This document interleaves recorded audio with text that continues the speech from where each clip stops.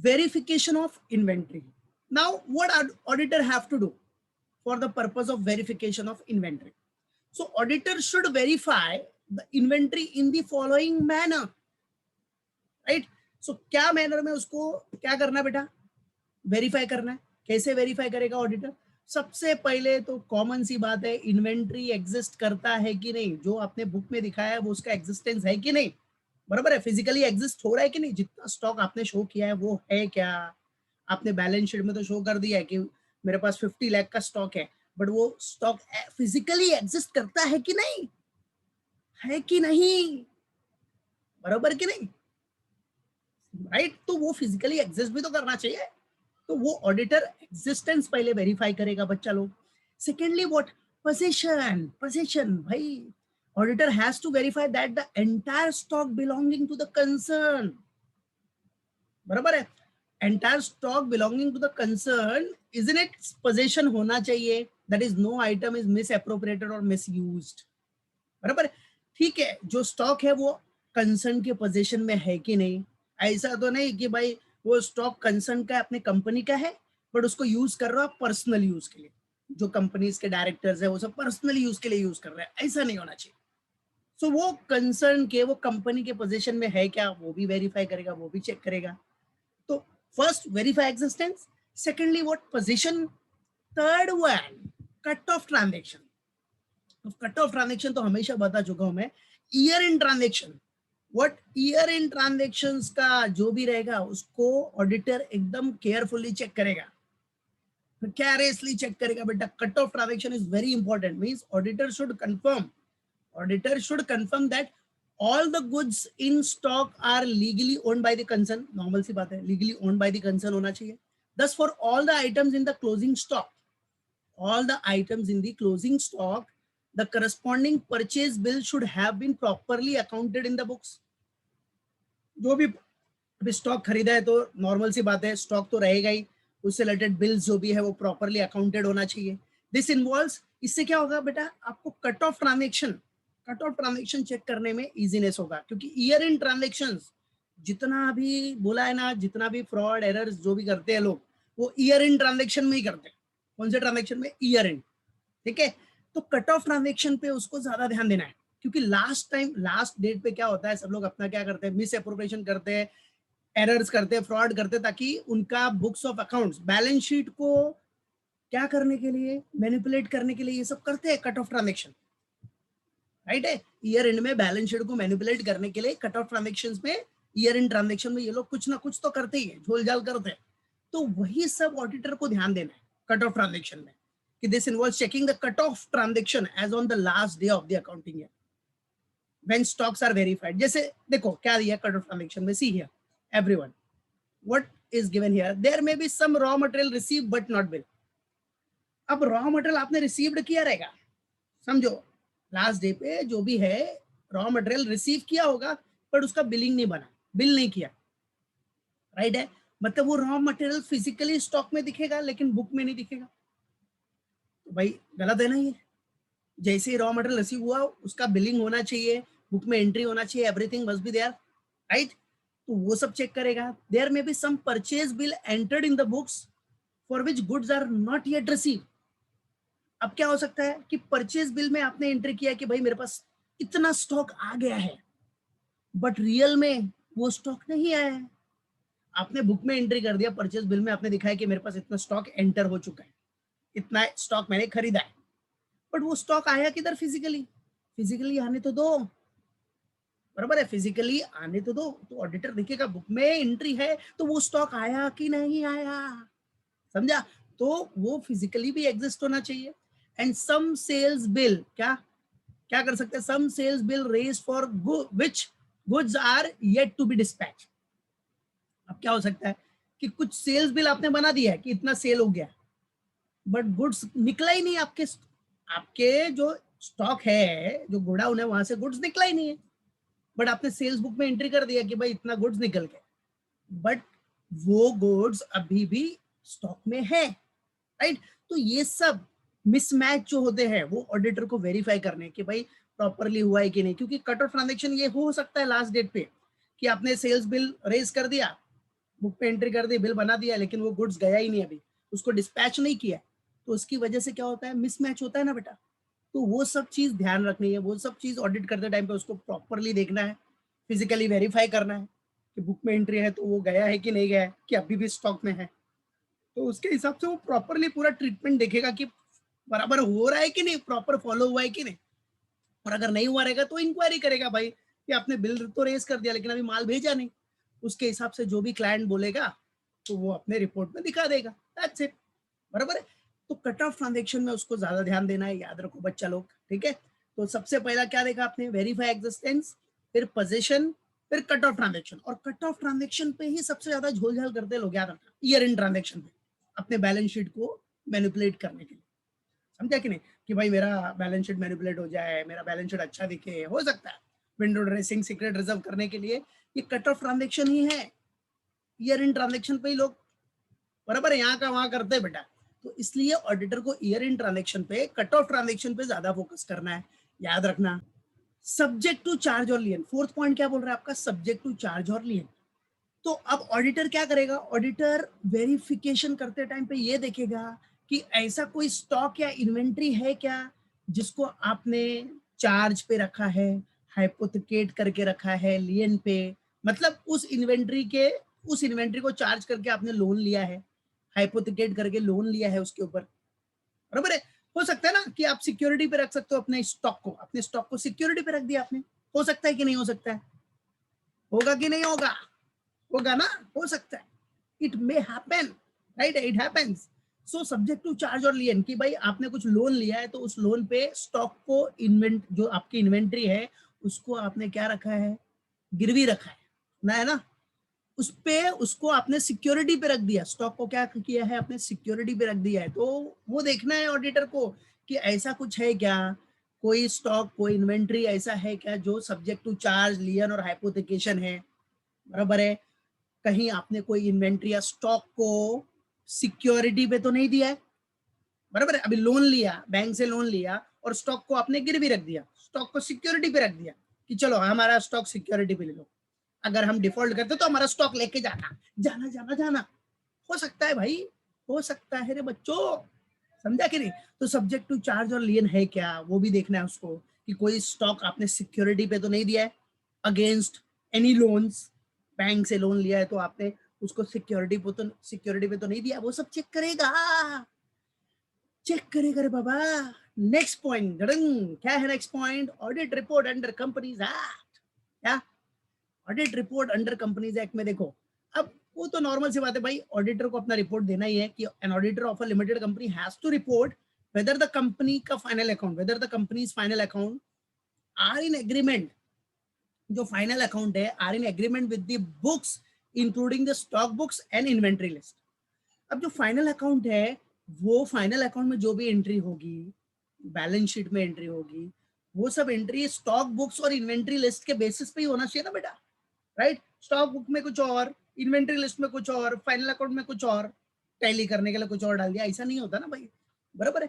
तो audit report under companies act में auditor of a limited company has to report whether the company's final account, जो company का final account है, final account में पता ही है पीएनएल और बैलेंस शीट आपका, तो कंपनी का जो फाइनल अकाउंट है are in agreement with the books, are in agreement with the books including the stock books and inventory list। Stock book और इन्वेंट्री लिस्ट में जो है वो मैच करना चाहिए फाइनल अकाउंट से, फाइनल अकाउंट में भी वही होना चाहिए, दैट्स इट। बराबर। तो audit report under companies act भी देखा आपने, राइट। उसके बाद ड्यूटी प्रिस्क्राइब्ड बाय आईसीआई, ये नेक्स्ट पॉइंट है अपना। अब क्या ड्यूटी प्रिस्क्राइब्ड किया है आईसीआई ने, ICAI institute of chartered accountant of India ने क्या ड्यूटी प्रिस्क्राइब किया है ऑडिटर के लिए जब वो वेरिफिकेशन करेगा इन्वेंट्री का। सो पहले बोलता है मैनेजमेंट सर्टिफिकेट, क्या बेटा, मैनेजमेंट सर्टिफिकेट, मतलब मैनेजमेंट से सर्टिफिकेट तो लेना ही है कि the verification of inventories by physical count is basically the duty of management. अब जो फिजिकल काउंटिंग करने का ड्यूटी होता है इन्वेंट्री का, वो क्या ऑडिटर का है, वो ऑडिटर फिजिकल काउंट करेगा, पूरा उधर जाके काउंटिंग करेगा, नहीं, उसका ड्यूटी नहीं है, फिर भी वो करता है for the purpose of verification. लेकिन ये ड्यूटी किसका है, किसका ड्यूटी है? ये मैनेजमेंट का ड्यूटी है बेटा, मैनेजमेंट का ड्यूटी है कि नहीं? मैनेजमेंट का ड्यूटी बनता है कि नहीं बनता है? बनता है ना, नॉर्मल सी बात है यार, फिजिकल काउंट करना ये मैनेजमेंट का ड्यूटी है.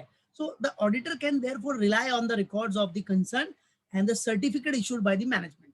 ठीक है, मालूम पड़ा? तो मैनेजमेंट सर्टिफिकेट लेगा कि भाई चलो आपने क्या क्या काम किया, आपने सब ये पूरा फिजिकल काउंट किया है कि नहीं, मैनेजमेंट का सर्टिफिकेट उसको चाहिए.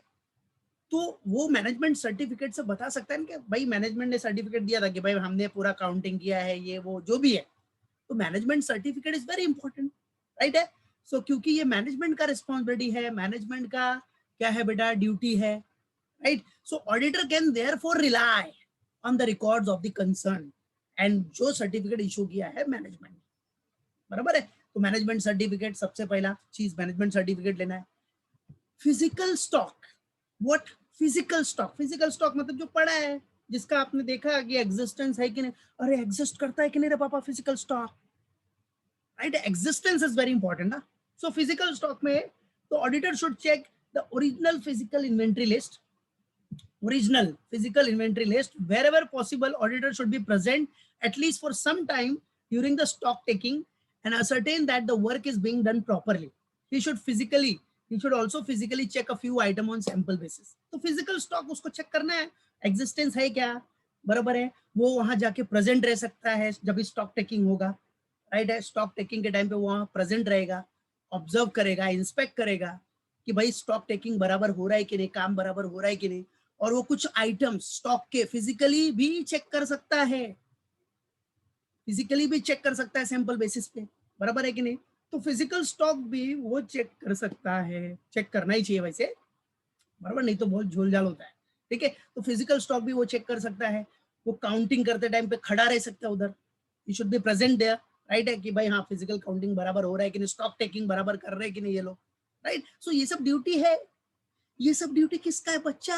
ऑडिटर का, ऑडिटर्स ड्यूटी, बराबर है. और ये duty prescribed bye ICAI, institute of chartered accountant of India ने ये ड्यूटी प्रिस्क्राइब की है, समझा. फिर बुक स्टॉक, बच्चा अभी नेक्स्ट पॉइंट क्या है, बुक स्टॉक. अच्छा फिजिकल स्टॉक तो देख लिया, फिजिकल स्टॉक बराबर है, वो जाके उधर खड़ा रहेगा, देखेगा स्टॉक काउंटिंग बराबर हो रहा है कि नहीं, सब देखा physical stock. Now the next point is what, book stock. अब बुक स्टॉक में क्या बोलता है बच्चा लोग, book stock, you should verify that the book stocks were adjusted for any excess or shortage found on physical verification. You should also ascertain that the stock books are proper and reliable. भाई book stock भी उसको देखना है कि book stock में जो entry है वो प्रॉपर है, वो रिलायबल है कि नहीं, बराबर है. वो वेरीफाई करेगा बुक स्टॉक को, वेरीफाई करेगा सारे बुक स्टॉक को कि फिजिकल स्टॉक और बुक स्टॉक में मिसमैच तो नहीं है, या कभी कोई एक्सेस फाउंड हुआ या शॉर्टेज फाउंड हुआ है फिजिकल वेरिफिकेशन करते टाइम पे, तो उसका एडजस्टमेंट किया है कि नहीं.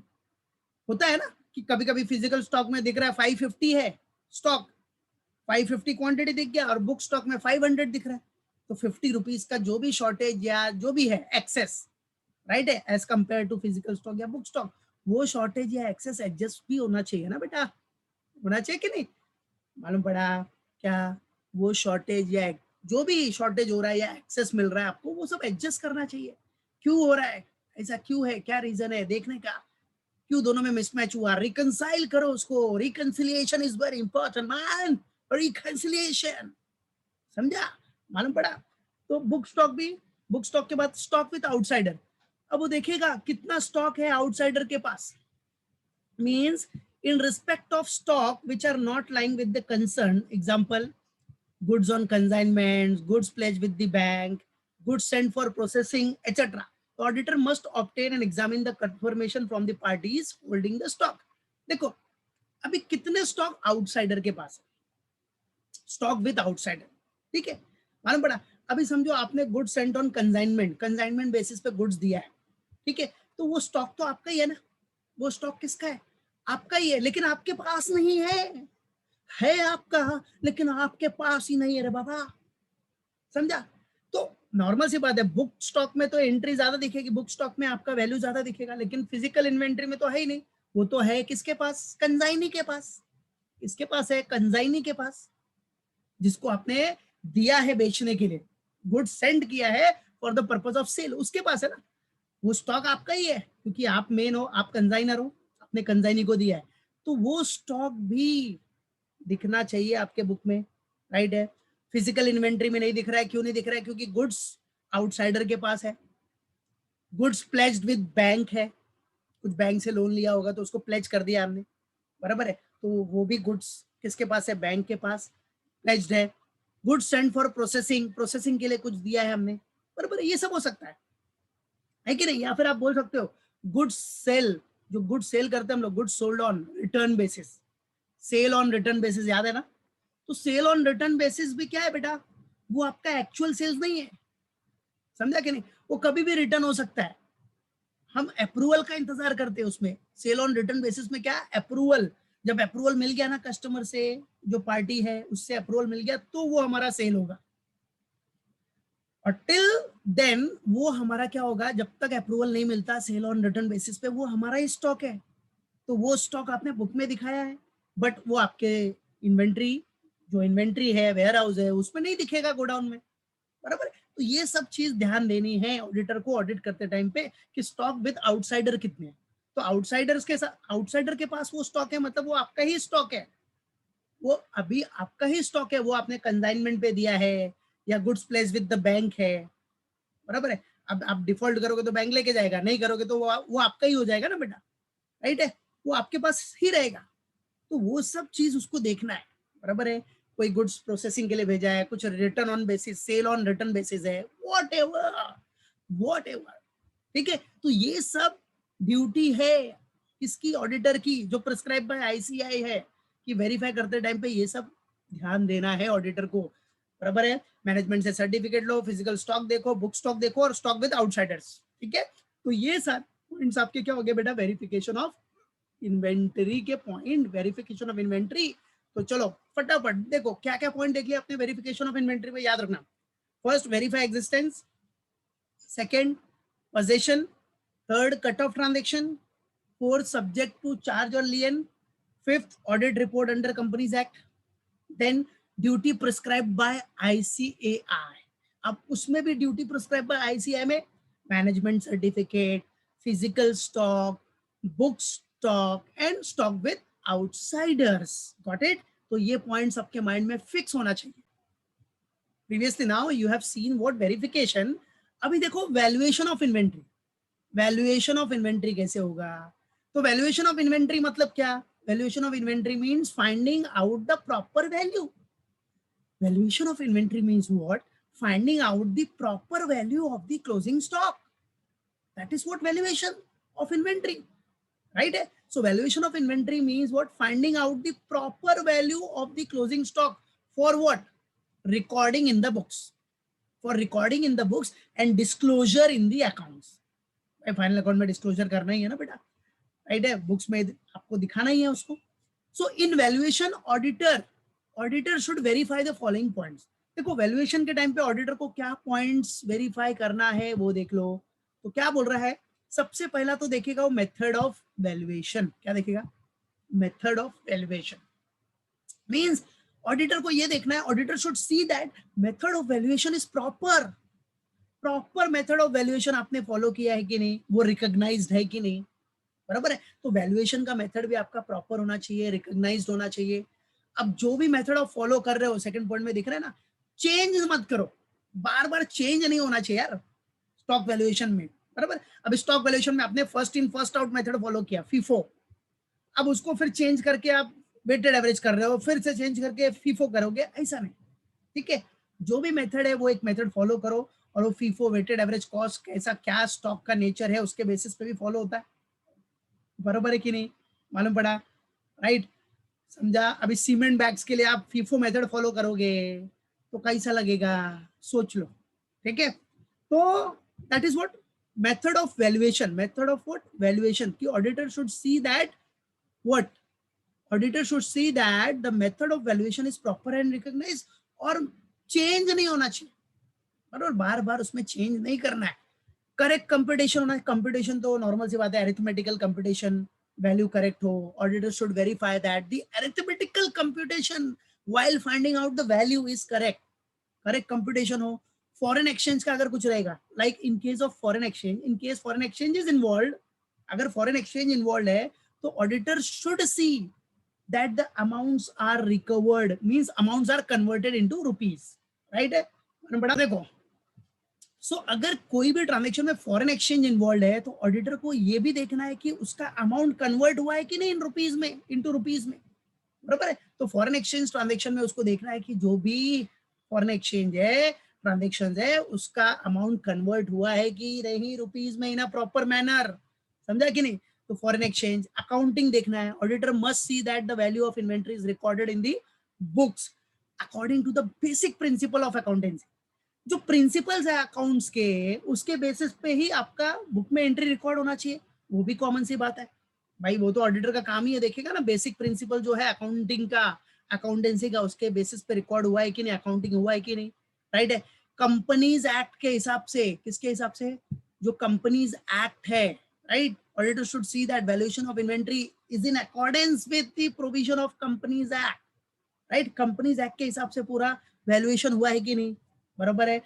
मींस जो भी स्टॉक है must be properly valued to enable the auditor to report to the shareholders that the accounts are true and fair, ठीक है। तो valuation of inventory is in accordance with the provision of companies act, जो companies act का provision है, जो भी companies act में लिखा है उसके हिसाब से आपने पूरा प्रॉपरली वैल्यूएशन किया है कि नहीं, ताकि भाई तभी तो ऑडिटर रिपोर्ट करेगा ना कि भाई वो ट्रू एंड फेयर व्यू दिखा रहा है कि नहीं, जो भी मेथड्स है वो सब प्रॉपर फॉलो किया है कि नहीं। डिस्क्लोजर में आपको पता ही है, डिस्क्लोजर रिवाइज शेड्यूल 3 के हिसाब से किधर करना है, स्टॉक इन्वेंट्री किधर आता है, करंट असेट्स में। करंट असेट्स में अब वो इन्वेंट्री में रॉ मटेरियल्स का भी हो सकता है, वर्क इन प्रोग्रेस हो सकता है, पता है ना। करंट असेट्स में इन्वेंट्री, इन्वेंट्री में भी रॉ मटेरियल का हो सकता है, वर्क इन प्रोग्रेस का होगा, फिनिश गुड्स का हो सकता है, बराबर, ये तीन मेन आपको दिखेगा, raw material, work in progress या फिनिश गुड्स। फिर स्टॉक इन ट्रेड जो भी है, जो आप खरीद के बेचते हो उसका कुछ इन्वेंट्री है, stock in trade, stores and spheres, बराबर है, लूज टूल्स या कोई भी अदर्स होगा जो स्पेसिफाई नेचर का होगा, स्पेसिफाई करेगा, राइट। तो मेन याद रखना कि आपको करंट असेट्स में दिखाना है, ये सब किधर आएगा, करंट असेट्स, करंट असेट में किसमें आएगा, इन्वेंट्रीज में, किसमें, इन्वेंट्रीज, और ड्यूटी प्रिस्क्राइब बाय आईसीआई। अब the auditor should check whether the valuation of stock is fair and proper in accordance with the normally accepted accounting principles. Auditor को check करना पड़ेगा कि जो वैल्यूएशन ऑफ स्टॉक है वो properly value हुआ है कि नहीं, फेयर है कि नहीं, एंड प्रॉपर है कि नहीं, accordance with the, in accordance with what, normally accepted accounting principle. सब जो भी अकाउंटिंग प्रिंसिपल्स एंड प्रैक्टिस है वो पूरी फॉलो होनी चाहिए, ऐसा नहीं कुछ भी अपने मन से करता जाएगा, नहीं, जो भी होगा वो normally generally accepted accounting principle जो है उसके हिसाब से फॉलो हुआ है कि नहीं, everything auditor must have to see, right. तो ये याद रखने का सब लोग। तो क्या क्या देखा आपने वैल्यूएशन के पॉइंट में, बोलो, वैल्यूएशन के पॉइंट में आपने क्या क्या देख लिया बेटा, देखो फर्स्ट आपने क्या देखा, method of valuation, no change in method, correct computation होना चाहिए, foreign exchange, accounting, companies act, और डिस्क्लोजर होना चाहिए वाइड रिवाइज शेड्यूल 3 के हिसाब से, जो कि कहाँ डिस्क्लोज करते हैं हम लोग, करंट असेट्स, करंट असेट्स में इन्वेंट्रीज, इन्वेंट्रीज के अंदर सब आपका आ जाएगा, और ड्यूटी जो भी है आईसीआई के हिसाब से वो फॉलो होना चाहिए, नॉर्मली जो भी जनरली एक्सेप्टेड अकाउंटिंग प्रिंसिपल्स है वो फॉलो होना चाहिए, ठीक है, क्लियर एवरीवन। तो इतना सब लोग अच्छे से रिवाइज करना, इसको पढ़ के रखना, ओके, सो बाय बाय, टेक केयर।